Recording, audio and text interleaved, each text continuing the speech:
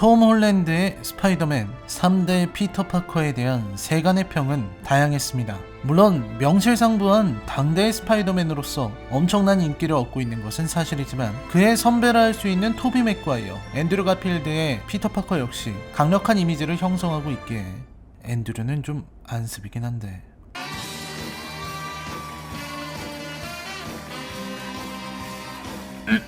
아무튼 그렇기에 톰 스파에 대한 평가가 미묘하게 나오기도 했습니다. 가장 많은 이들이 공통적으로 낸 의견은 톰 홀랜드의 스파이더맨, 마블 스튜디오의 스파이더맨은 액션에서 약점을 보이고 웹 스윙에 있어서는 더욱 부족한 면을 보이고 있다는 겁니다. 피터 파커로서의 약하고 찌질한 면모는 토비 맥과이어가 워낙 찰떡이라는 평을 받는지라 톰 홀랜드의 피터는 아직 어린 고등학생의 면만 부각된다는 불평이 나왔던 것도 사실이죠. 톰 홀랜드의 스파이더맨은 어쩐지 어리다는 인식이 강하게 박혀 있습니다. 다른 스파이더맨들에 비해서 학교 이야기가 많이 나온다는 측면도 있고 파 프롬 홈까지 스파이더맨 특유의 처절하고 슬픈 서사를 겪지 않았다는 점도 있을 겁니다. 물론 동료의 사망이나 은퇴를 겪기는 했지만 가까운 가족이나 연인을 잃는 것과는 다른 의미였죠. 그래서 그런지 스파이더맨이 싸우는 악당들도 그리 심각하지 않았습니다. 전대 스파이더맨, 그러니까 샘 레이미의 스파이더맨이나 어메이징 스파이더맨이 싸운 적들은 제각기 미쳐서 광기에 차 있는 위험천만한 적들인데 반해 톰 홀랜드의 스파이더맨이 싸운 벌처나 미스테리오는 어딘지 모르게 그 위험성도 처절함도 부족했습니다. 그리고 선배 스파이더맨들이 어디 도움을 청할 길도 없이 홀로 외롭게 싸웠던 것에 비해 현 스파이더맨은 어벤져스의 일원으로 강력한 동료들이 많이도 있죠.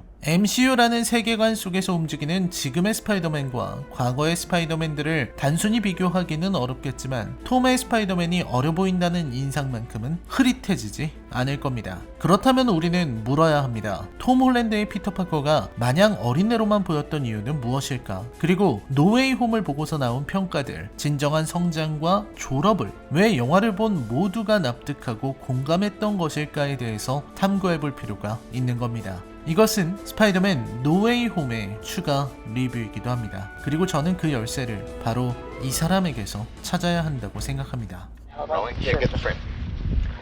Hey May, how you doing? What are you wearing? Something skimpy, I hope.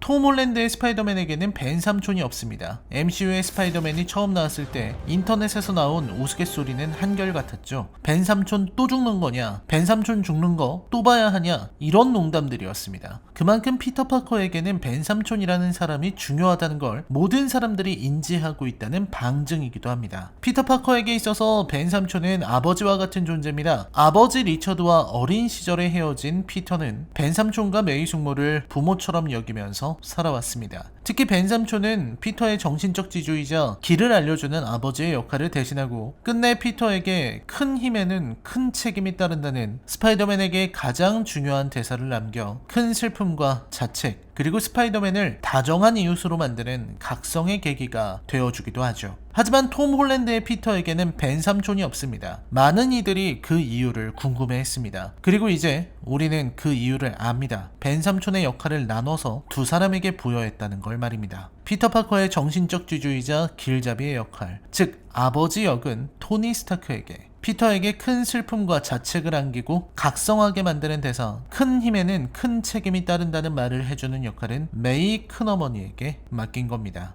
큰어머니, 여담이지만 이번 노웨이 홈에서는 메이 숙모라는 표현 대신 메이 큰어머니라는 표현을 사용하더군요. 요즘도 큰어머니라는 말을 많이 쓰는지 모르겠지만 메이가 피터의 백모라면 큰어머니라는 말이 맞습니다. 아무튼 중요한 건 피터에게 있어서 토니는 아버지와도 같은 존재입니다. 그리고 토니는 영웅으로서 자신을 희생해서 죽었고 이는 벤 삼촌을 잃는 것처럼 피터에게 상실을 줍니다. 사별의 고통은 메이가 맡았기 때문에 토니는 피터에게 길을 알려줄 아버지의 상실을 안겨준 것이죠. 처음부터 피터 파커를 스파이더맨으로 만들고 그를 어벤져스의 일원으로 임명한 것은 토니 스타크의 몫이었습니다. 토니는 그것에 책임감을 느꼈고 이 10대 소년을 어떻게든 관리하고자 했습니다. 그래서 토니는 직접 피터를 돕기도 하고 피터에게 아주 따끔한 충고를 해주기도 합니다.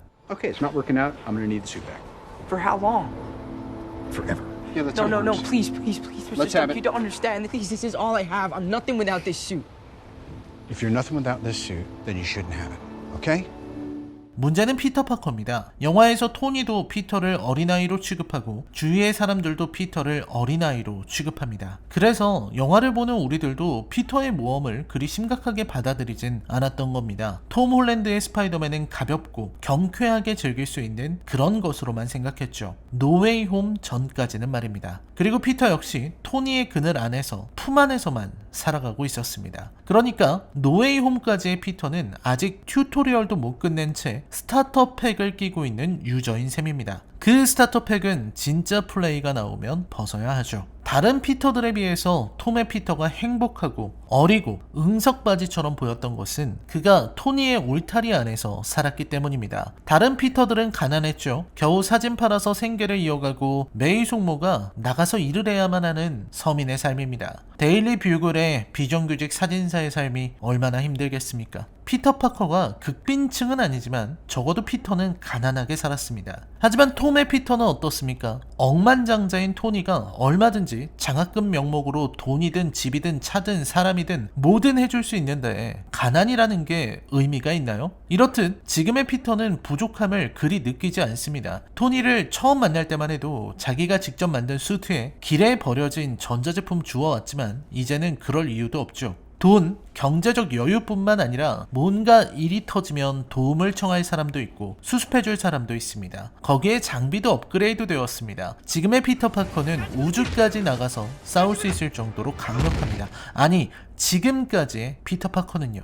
마치 비기너들을 위한 특전, 처음 하는 유저를 위해 준비된 강력한 스타터 팩을 차고 있다는 느낌입니다. 비교를 해보죠. 선배 스파이더맨들은 전부 자기가 집에서 재봉틀 돌려가면서 만든 수트를 입고 다녔습니다. 수트의 기능요? 그런 것도 별거 없었어요. 그냥 수트 입고 얼굴 가리고 맨몸으로 다니는 겁니다. 처음에 만드는 건 고작 웹슈터잖아요. 하지만 톰 홀랜드를 보십시오. 처음부터 토니가 제작한 특별한 수트에 나중에는 토니의 나노 기술을 접목한 나노 수트를 입고 있습니다. 이는 스파이더맨이 우주까지 가게 만드는 힘이 되기도 하고 6개의 거미 다리 역시 토니의 작품입니다. 닥터 옥토퍼스를 흉내낸 게 아니죠. 즉살 모드도 마찬가지일 겁니다. 게임으로 치면 토니가 피터를 쩔을 해준다고 느낄 정도로 버스를 태워주는 게 아닌가 하는 생각이 들 정도고, 그러다 보니 피터가 토니의 후계자 제2의 아이언맨이라는 인상을 주기도 했습니다. 파프롬 홈에서 토니의 장비를 다루는 피터를 보며 호건이 느낀 감정이 무엇인지 우리는 다 알 수 있든 말입니다. 그런 장면은 노웨이 홈에서 아주 명확하게 드러납니다. 즉 스파이더맨 노웨이 홈은 피터가 그동안 신세졌던 둥지, 토니라는 둥지에서 떠나 자신의 삶을 살아가는 졸업, 그리고 독립의 의미를 지니고 있다고 저는 생각합니다. 새는 알을 깨고 나온다고 헤르만 헤세가 말했죠. 알은 곧 세계고요. 노웨이 홈이 성장의 서사라는 건 닥터 스트레인지가 계속 복선을 던져줍니다. 네가 어린애라는 걸 자꾸만 잊는다고 말입니다. 이미 닥터 스트레인지는 피터가 어린아이와 성인의 경계, 초보 유저와 진짜 유저의 경계에 있다는 걸 인지하고 있었습니다. 영화 초반 피터를 둘러싼 건 전부 토니였습니다. 위기에 처했을 때 호건이 찾아왔고 집에서 살아갈 수 없게 되었을 때 호건의 집으로 갔습니다. 그 집도 거기에 있는 장비들도 모두 토니의 것입니다. 즉 여전히 피터는 토니에게 신세를 지고 있는 겁니다. 토니가 만들어 놓은 곳이기에 안전하다는 것은 바꿔 말해서 피터는 토니의 둥지에 있다는 뜻이기도 합니다. 그리고 강력한 적들을 만납니다. 닥터 옥토퍼스. 피터로서는 이 처음 보는 적을 상대할 방법이 없습니다. 선배 스파이더맨들이 맞서야 했던 적들은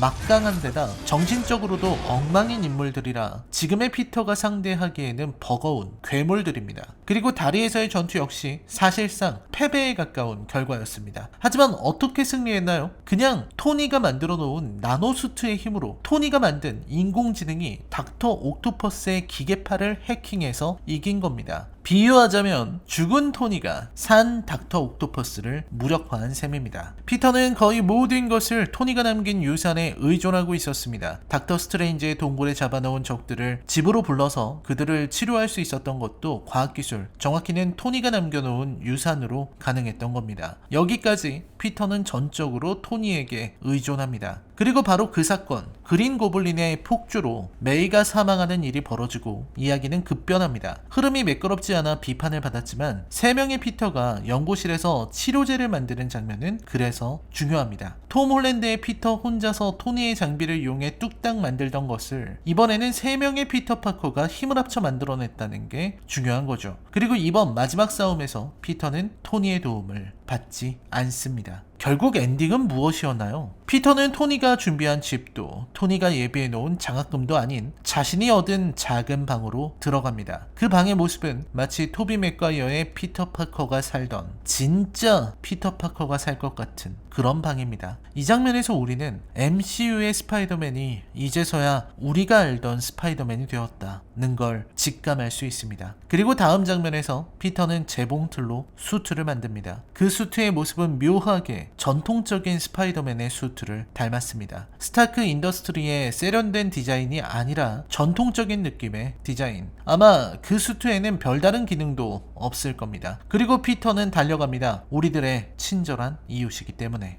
네, 맞습니다. 두 선배의 스파이더맨 영화에서 나온 그 시작, 스파이더맨 영웅으로서의 시작을 지금 톰 홀랜드의 스파이더맨이 하고 있는 겁니다. 토니가 만들어준 수트를 벗고 자신이 만든 수트를 입는다. 이것은 피터가 토니로부터 졸업하고 둥지를 나와 자신의 날개로 날며 진정으로 독립했다는 것을 의미합니다. 우리가 노웨이 홈을 보면서 마음이 찡했던 것은, 그리고 그 여운이 이렇게도 오래 남는 것은 시작하는 이야기가 둥지를 떠나고 이별하는 이야기가, 그리고 독립의 이야기가 지닌 특별함 때문일 겁니다. 피터는 학교를 졸업했고 토니로부터 독립했습니다. 그리고 이제 스파이더맨의 이야기가 시작될 겁니다. 어벤져스의 소년이 아니라 제2의 아이언맨이 아니라 당당한 한 사람의 영웅, 다정한 이웃의 이야기가 말입니다.